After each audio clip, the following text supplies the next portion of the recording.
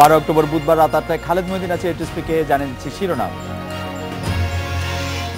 278 রানের টার্গেটে ব্যাট করছে ইংল্যান্ড, উদ্বোধনী জুটিতে ভালো শুরু সফরকারীদের।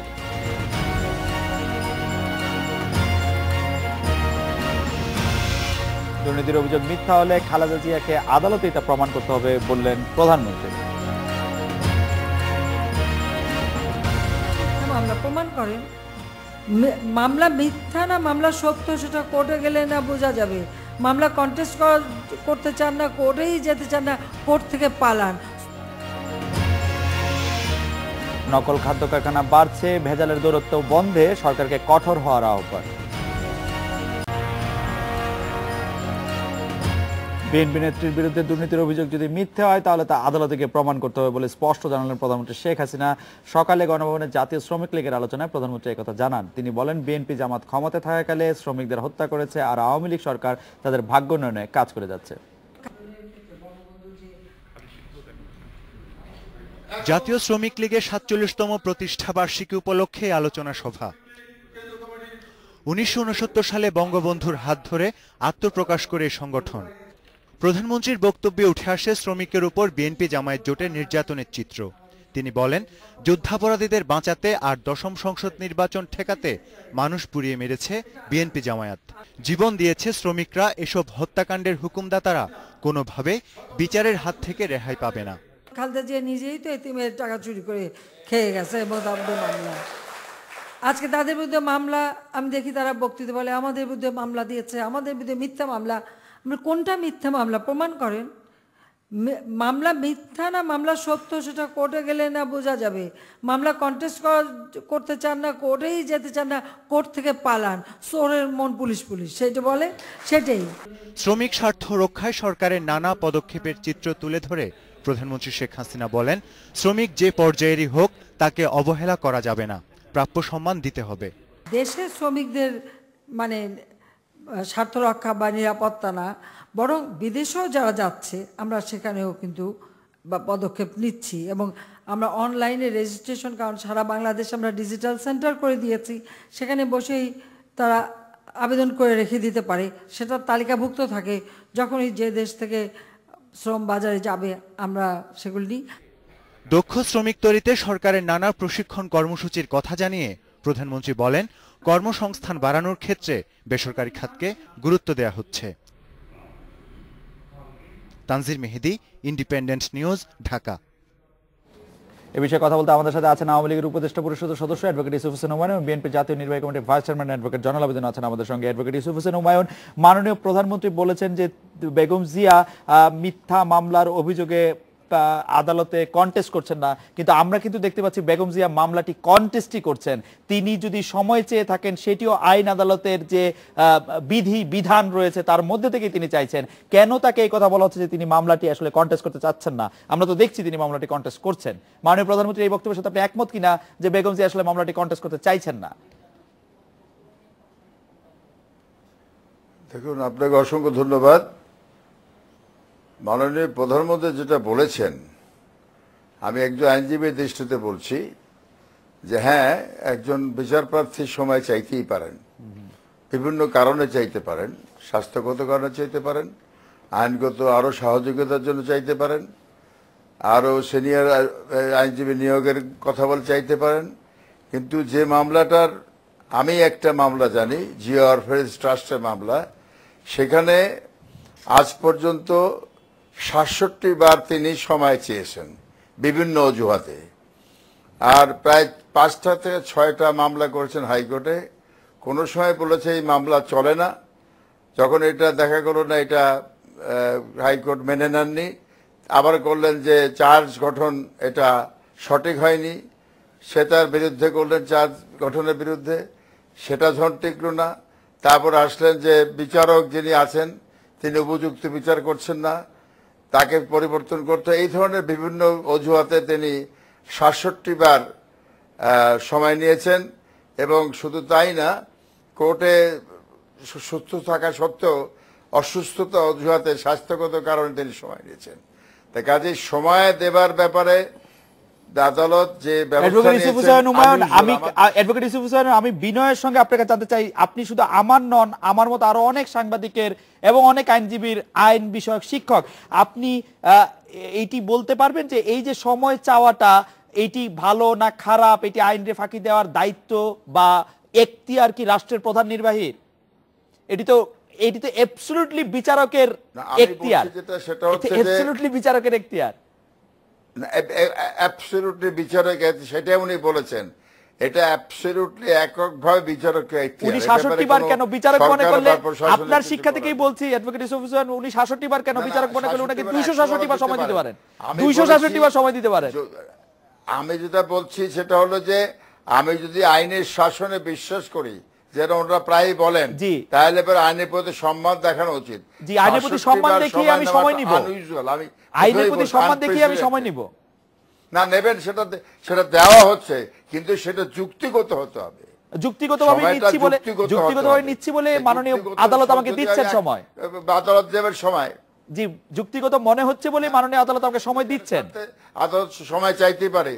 জি, না, জমা দিচ্ছেন সে ব্যাপারে আমি কিছু বলছি না। হোয়াট আই এম সেইং, আমি যেটা বলতে চাচ্ছি সেটা হলো 67 বার সময় ইতিহাসে খুব কম পাওয়া যাবে দেশে, কিন্তু ইতিহাসে- তারপরে কোর্ট দিচ্ছেন, এই ব্যাপারে সরকারের কোনো হস্তক্ষেপ নাই। কিন্তু- মাননীয় প্রধানমন্ত্রী যেটা বলতে চেয়েছেন যে ন্যায় বিচার স্বার্থে তাকে একাধিকবার সময় দেওয়া হচ্ছে, কিন্তু বিভিন্ন অজুহাতে তিনি বিচারটা প্রলম্বিত করছেন, এই কথাটা উনি বলতে চেয়েছেন।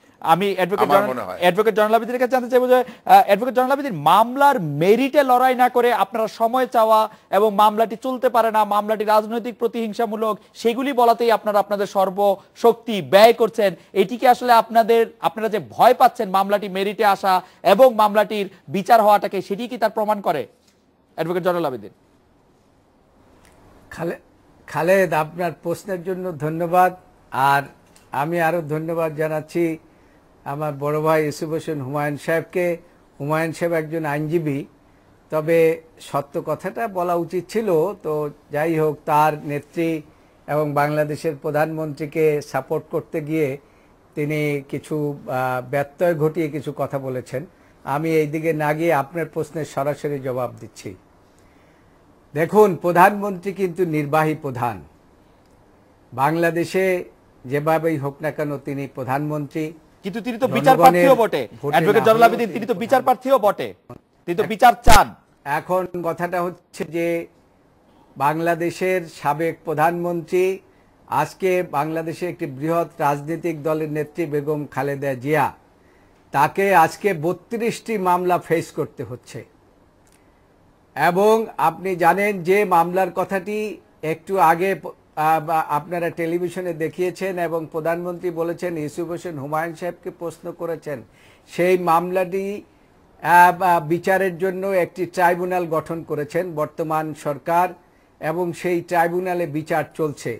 একাধিকবার সেই মামলায় বেগম খালেদা জিয়া উপস্থিত হয়েছেন এবং বেগম খালেদা জিয়া এই মামলা ফেস করতে কখনো ভয় পান নাই, কিন্তু 66 বার এবং সময়, ভয় পান নাই বলেই তিনি বহুবার আদালতে গিয়ে উপস্থিত হয়েছেন। শুধু তাই নয়, আপনারা জানেন যে এই মামলার এখনো সাক্ষী চলছে এবং প্রতি সপ্তাহে সাক্ষী চলছে। কিন্তু অ্যাডভোকেট জয়নাল আবেদীন, আমি আপনার কাছে একটু জানতে পারি কিনা যে 32টি মামলা কারো নামে থাকলেই কি তিনি মামলায় অনুপস্থিত থাকার বা মামলায় তিনি একবার থাকার রাইট অর্জন করেন?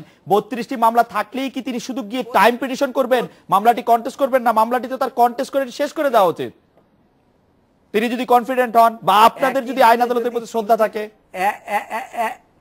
একই যদি খালেদ, আমি আপনাকে একই দিনে যদি 3টি আদালতে হাজিরা দিতে হয়, একই দিনে যদি 6টা মামলা 6টা কোর্টে থাকে, একটা বক্সিবাজারে 4টা হয়েছে আপনার জেলা কোর্টে, এবং এখন শুধু সেখানেই না, আপনি চিটাগাং আদালতেও বেগম খালেদা জিয়ার সেটা তো আপনাদের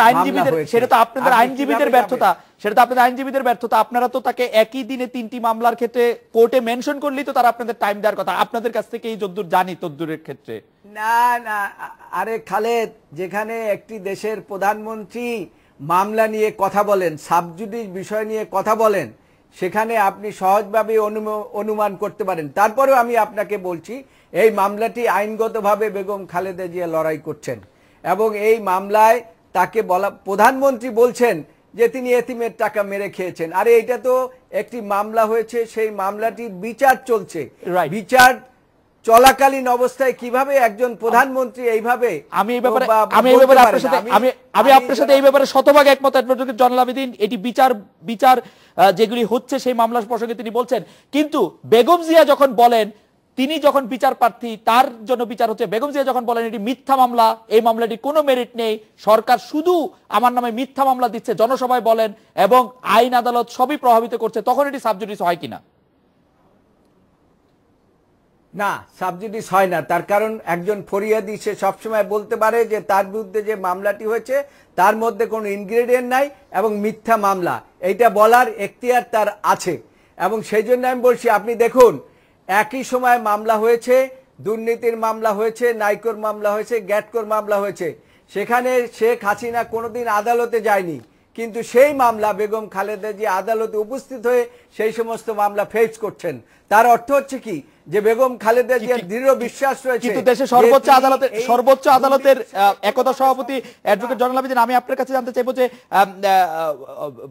শেখ হাসিনা তো ওই মামলাটিতে কোয়াশমেন্ট নিয়েছেন উচ্চ আদালতে, এবং সেটি যথাযথ আইনি প্রক্রিয়ার মাধ্যমেই, তো সেই ক্ষেত্রে উনি কি ব্যত্যয় ঘটালেন এই ক্ষেত্রে? উনার খালেদ জি ক্ষমতায় থেকে সবকিছু কোয়াশ করে ফেলানো যায়। এই মামলায় এটি বোধহয় আমাদের বিচার বিভাগের উপর আস্থা রাখার ক্ষেত্রে একটু এখতিয়ার আপনার সেখানে আপনি জানেন যে এক্সিকিউটিভ আদালত অবমাননা হলো কিনা অ্যাডভোকেট জয়নাল আবেদীন নিয়েছেন, অ্যাডভোকেট জয়নাল আবেদীন একটু আদালত অবমাননা হলো কিনা? এক্সিকিউটিভ আদেশ দ্বারা নিয়েছেন, শুধু আদালতের মাধ্যমে নেন নাই, এক্সিকিউটিভ আদেশ দিয়ে নিয়েছেন। আমি অ্যাডভোকেট ইউসুফ হোসেন হুমায়ুনের কাছে বিষয়টি জানতে চাই। অ্যাডভোকেট ইউসুফ হোসেন হুমায়ুন, প্রধানমন্ত্রী শেখ হাসিনা কিন্তু মামলা থেকে অব্যাহতি নিয়েছেন এক্সিকিউটিভ অর্ডার দিয়ে। আমি বিনয়ের সাথে বলতে চাচ্ছি, আমার ছোট ভাই জয়নাল আবেদীন সঠিকভাবে বলেননি বা সঠিকভাবে বলতে চাননি। একটি আমি আজকে প্রকাশ্যে বলছি আপনাদের মাধ্যমে, মিডিয়ার মাধ্যমে, যে দুদক অর্থাৎ দুর্নীতি কমিশন আইনের অধীনে কোনো মামলায় শেখ হাসিনা এক্সিকিউটিভ বা প্রশাসনিক অধ্যাদেশ বা আদেশ দ্বারা প্রভাবিত করে তিনি মুক্তি পাননি বা মামলা প্রত্যাহার হয়নি। প্রত্যেকটি মামলা আপনি যে যথার্থই বলেছেন, হাইকোর্টে তিনি কোয়াশমেন্ট করেছেন, 439A করে তারপর আইনি লড়াই করে তিনি সর্বোচ্চ আদালত থেকে তিনি এই মামলার যে অসত্য এবং এটা উদ্দেশ্যপ্রণোদিত রাজনৈতিক প্রসূত বলে তিনি এর থেকে অব্যাহতি পেয়েছেন। Not a single case. আপনি আমাকে 10টা সেকেন্ড সময় দিবেন, কারণ অ্যাডভোকেট জয়নাল আবেদীন বলতে চাচ্ছেন যে এটি miss information. Advocate Joynal Abedin. হ্যাঁ, আমি যেটা বলছি এটা আমার মনে হয় একটা মিস ইনফরমেশন হচ্ছে আমার জনাব ইউসুফ হোসেন হুমায়ুন সাহেবের। যে মামলাগুলো 11-11 সময় হয়েছিল, সেখানে বেগম খালেদা জিয়ার বিরুদ্ধে যে মামলা হয়েছিল, শেখ হাসিনার বিরুদ্ধেও বর্তমান প্রধানমন্ত্রীর বিরুদ্ধে একই ধরনের মামলা হয়েছিল। এবং সেখানে একটা মামলা যখন উইথড্র করা হয় তখন এক্সিকিউটিভ অর্ডার আগে হয়, তারপরে সেটা আদালতে যায়। ও ইউসুফ হোসেন হুমায়ুন ওই কথাটাই বলতে চেয়েছেন। আর আমি যেটা বলতে চেয়েছি সেটা হচ্ছে যে বেগম খালেদা জিয়া এখন যে মামলা বলা হচ্ছে যে এতিমের মামলা, এতিমের টাকার ব্যাপারে, এই টাকার কোনো হাতই বেগম খালেদা জিয়া কখনো দেননি, এবং সেই মামলা একটি স্পেশাল ট্রাইব্যুনাল চলছে। অ্যাডভোকেট জয়নাল আবেদীন, আপনার বক্তব্য একদম স্পষ্ট হয়েছে। অ্যাডভোকেট ইউসুফ হোসেন হুমায়ুন, আপনার বক্তব্য একটু শুনতে চাইবো। আপনি কি অ্যাডভোকেট জয়নাল আবেদীনের সাথে একমত কিনা? আমি আবার পরিষ্কার করে বলছি, কোন প্রশাসনিক আদেশ দ্বারা কোনো মামলা প্রত্যাহার হয়নি, এটা আমি পরিষ্কারভাবে বলতে চাচ্ছি। অ্যান্টি কারাপশনের আরেকটি কথা বলতে চাচ্ছি, দুর্নীতি কমিশন আইনে যে মামলাগুলি 111 পড়া হয়েছে, সেগুলি নিয়েও একাধিক মামলা এখনো পেন্ডিং আছে হাইকোর্ট ডিভিশনে, এবং সেখানে তথ্যপত্র দিয়ে বিচারকরা বিচার করেছেন। এখন উনি যদি বলেন যে বিচারক তার বিভ্রান্তি সৃষ্টি করেছেন, অন্যায় হয়েছে, সেজন্য আপিল বিভাগে গিয়েছেন, কথাটা হচ্ছে যে এইভাবে কথাটা বলা একজন সিনিয়র আইনজীবী হিসেবে বলা ঠিক হয়নি, যে এটা আদালতকে কিন্তু একটু অপমান করা হয়েছে বলে, অবমাননায় না বলে অপমান করা হয়েছে বলছি। আরেকটি কথা বলা দরকার, এখানে প্রধানমন্ত্রী যে কথা বলছেন, যে মামলাটা নিয়ে আমি বলছি, যেটা জিয়া অরফানেজ ট্রাস্টের মামলা, সে ডকুমেন্টারি মামলা, এটা কন্টেস্ট না করে 67 বার সময় দেওয়ার কি প্রয়োজন ছিল? এটা কাগজপত্র প্রমাণ করবে, টাকা তুলেছে, কোথায় গিয়েছে, কে নিয়েছে ইত্যাদি কিন্তু documents are there। আমরা কি প্রাইমা ফেসি কোনো সাধারণ মামলা না। রাইট, আমরা অ্যাডভোকেট জয়নাল আবেদিনকে শেষ মিনিট শুনতে পারো? হতে পারে, এবং জি। সেখানে জি বলেন। আমি একটি শেষ কথা বলতে চাই, সেটা হচ্ছে যে বিচার চলছে, বিচারে বেগম খালেদা জিয়া কখনো বাধার সৃষ্টি করেন না, তার অনুপস্থিতিতেও বিচার কার্য পরিচালিত হচ্ছে, এবং যে মামলার কথা বলা হচ্ছে সেই মামলায় বেগম খালেদা জিয়া হাজিরা দিচ্ছেন এবং আইনজীবীর মাধ্যমে হাজিরা দিচ্ছেন, এবং এই কথা মোটেও সত্য নয় যে তিনি আদালতে উপস্থিত হন না, তিনি আদালতে উপস্থিত হয়ে মামলা পরিচালনা করছেন। এবং আমরা যে মামলার মধ্যে এই পর্যন্ত অ্যাডভোকেট জয়নাল মামলা আবেদিন, পরিচালনা অ্যাডভোকেট জয়নাল আবেদিন, আপনি করছি, যখন আমরা বলছেনই যে- আপনি 66 বার সময় নেওয়া সম্পর্কে একটু কি বলবেন? 66 বার একটু বেশি মনে হয় না? না ঠিক এরকম আছে, কোনো ingredient অ্যাডভোকেট নাই। জয়নাল আবেদিন 66 বার সময় নেওয়াটা একটু বেশি মনে হয় না? বলেন 66 বার সময় নেওয়াটা একটু বেশি মনে হয় না? না, সেখানে 66 বারের কথা বলা হচ্ছে যে 66 বার সময় নিয়েছে, এখানে আদালতও অনেক সময় আপনার সময় দেন, এই কারণে সময় দেন যে উভয় পক্ষ আইনজীবীদের প্রিপারেশনের কাগজপত্র চাওয়া। এই মামলাটি আপনি জানেন যে এখানে আপনার অনেক সাক্ষী জড়িত রয়েছে। রাইট, অনেক সময় অ্যাডভোকেট জয়নাল সাক্ষী আবেদিন, এই আসতে পারে, 66 বারের মধ্যে অনেক সময় প্রিপারেশনের জন্য সময় চেয়েছেন আপনারা কয়বার, সরকার পক্ষ কয়বার? আমরা কয়বার সরকার, সেটা সরকার পক্ষ বলতে পারবে তারা কয়বার সময় চেয়েছে। আমরা 66 বার সময় চাই নাই, এই কথা বারবার বলা হয় আমরা 66 বার সময় চেয়েছি। আরে সময় তো আমরা চাই নাই, এখানে আদালত সময় দিচ্ছেন, আদালতের অনেক রকম দায়িত্ব থাকতে পারে। ওকে, সেই জন্য আপনারা অ্যাডভোকেট ইউসুফ হোসেন হুমায়ুন, আমরা শেষ 30 সেকেন্ড আপনাকে শুনি। অ্যাডভোকেট জয়নাল আবেদিনকে আমরা একটু ধন্যবাদ দিচ্ছি। অ্যাডভোকেট ইউসুফ হোসেন হুমায়ুন, সময় প্রিপারেশনের জন্য চাওয়া হচ্ছে, যেটি চাওয়া স্বাভাবিক আসলে। আমার কথা পরিষ্কার, কথাটা হচ্ছে যে কথাটা 67 বার সময়ে চাওয়া কোনো মামলা, এই ধরনের একটি মামলায় না, যেটা কাগজপত্র নির্ভর করবে, এটা আনহার্ড অফ, আমি চিন্তা করতে পারি না। এই 66 কি তারপরেও আদালত সময় অ্যাডভোকেট ইউসুফ দিয়েছে। হোসেন হুমায়ুন, এই 66 কি সত্যি সত্যি কোনো সংখ্যা নাকি কোনো কল্পিত সংখ্যা? সময় দিয়েছে। এই 66 কি সত্যি সত্যি কোনো সংখ্যা না সময় দিয়েছে। এই 66 কি সত্যি সত্যি কোনো সংখ্যা না কল্পিত কোনো সংখ্যা? কোনটা এই 66 কল্পিত না, উনি যদি এটা চ্যালেঞ্জ করেন আমি কাগজ দিয়ে দেখাতে পারবো। ওকে, অ্যাডভোকেট ইউসুফ হোসেন হুমায়ুন, অ্যাডভোকেট জয়নাল আবেদিন, আপনাদের অনেক ধন্যবাদ। স্পিকার বিরতি নিচ্ছি, ফিরছি একটু পরে।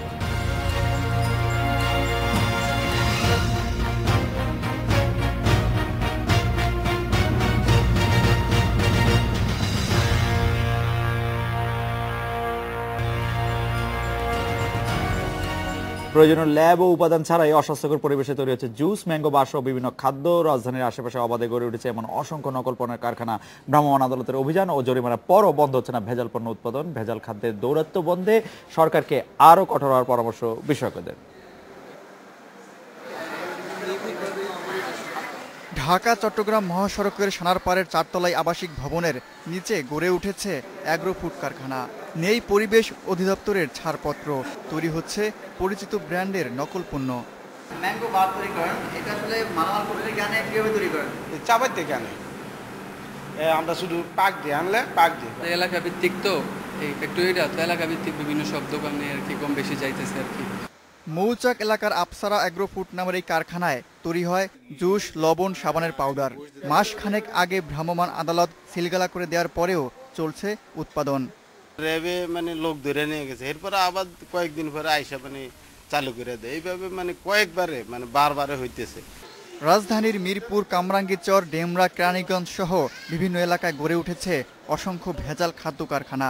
বিশেষজ্ঞরা বলছেন এসব ম্যাঙ্গো বার ও জুসে ব্যবহার হচ্ছে ক্ষতিকর রাসায়নিক এবং রং। শক্তিবর্ধক পানীয়তে ব্যবহার হচ্ছে ক্যাফেইন ও সিলডেনাফিল সাইট্রেট। এই সমস্ত ফলের রসগুলো যেগুলো, সেগুলো বাচ্চারাই পছন্দ করে খায়, এই সমস্ত ড্রিঙ্কসগুলো। তো বাচ্চাদের ক্ষেত্রে বাচ্চাদের কিডনি অতটা কার্যকর হয় না, যার ফলে বাচ্চাদের ক্ষেত্রে দেখা যায় এর ক্ষতিকর প্রভাবটা অনেক বেশি।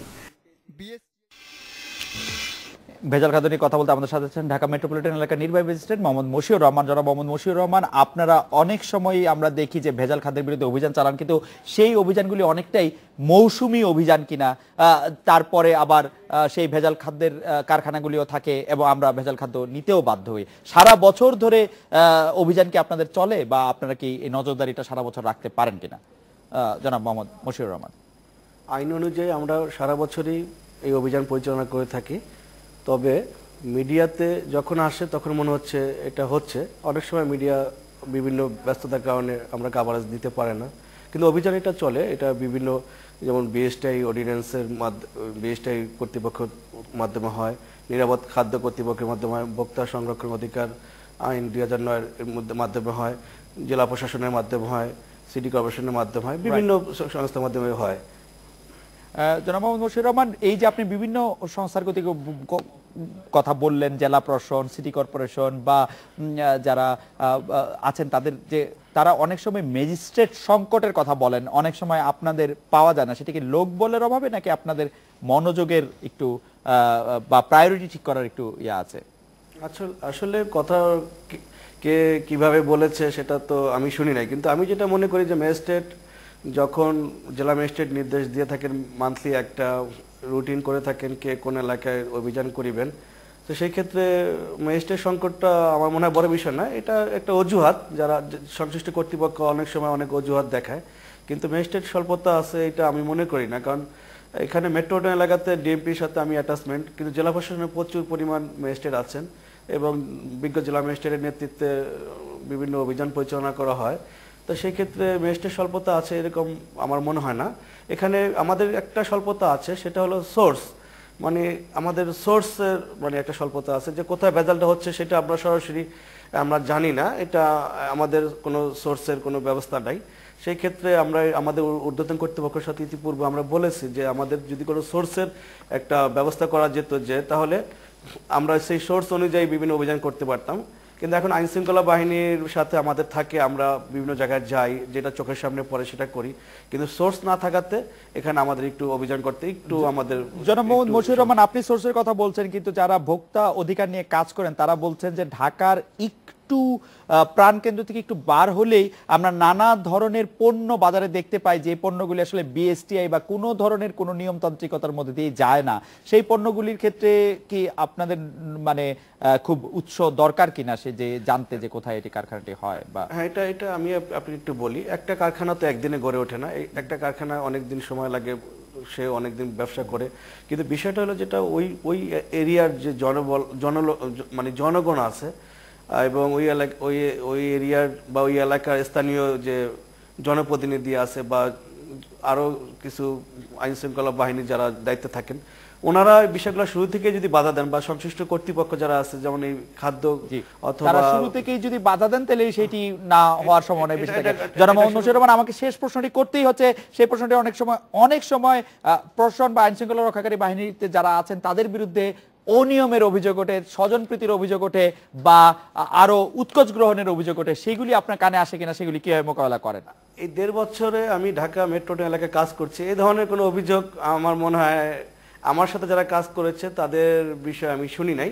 এখন অন্যটা বিষয় আমি বলতে পারবো না, কিন্তু আপনারা আমার সাথে সবসময় থাকেন, আপনাদের সহযোগিতা পেয়ে থাকি, আপনারা ভালোইভাবে জিনিসগুলো আপনারা অবলম্বন করেন এবং সেটা ভিডিও বন্দি, ক্যামেরা বন্দি করেন, তো সেই ক্ষেত্রে আমার ক্ষেত্রে বা আমার সাথে যাদের সম্পৃক্ততা সেই ক্ষেত্রে আমি শুনি নাই।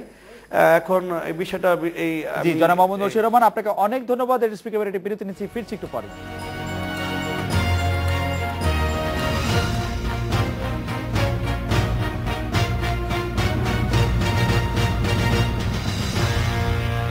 এই ছিল আজকের রেডিও স্পিকে আমন্ত্রণ আমাদের পরের আয়োজনে।